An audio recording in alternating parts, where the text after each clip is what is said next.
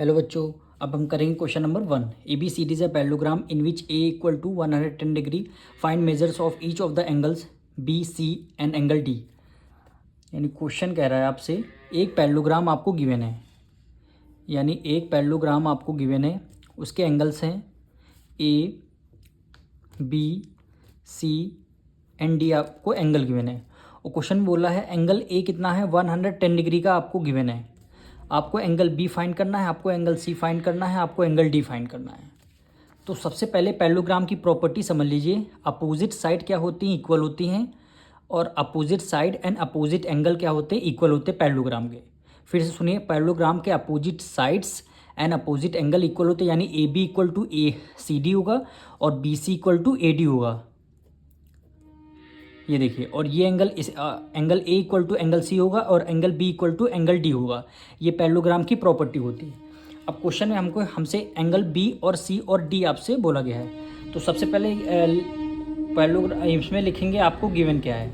आपको गिवन है angle A equal to angle A कितना 110 डिग्री का आपको गिवन है, ठीक। और आपको टू फाइंड, यानी आपको फाइंड क्या करना है, फाइंड करना है आपको एंगल बी, एंगल सी और एंगल डी आपको फाइंड करना है। हमने आपसे बताया है अब पैरेललोग्राम के अपोजिट एंगल क्या होते हैं, इक्वल हो गए।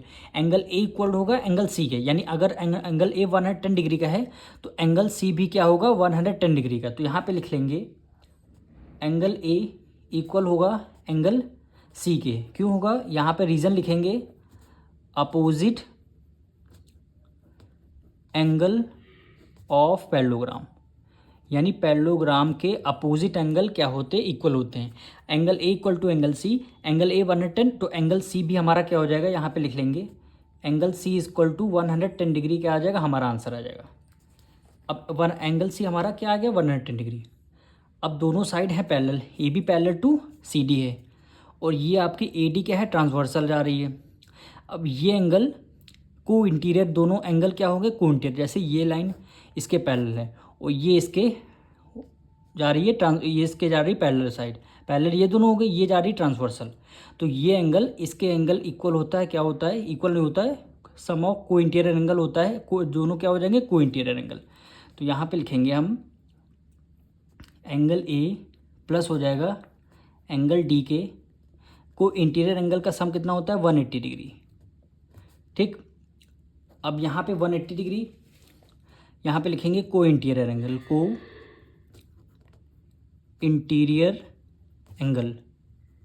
कौन से एंगल होंगे हमारे, को इंटीरियर एंगल। को इंटीरियर कौन से होते हैं, दो लाइन पैरेलल हैं, एक ट्रांसवर्सल जा रही, तो दोनों एंगलों का सम कितना होता है 110 डिग्री।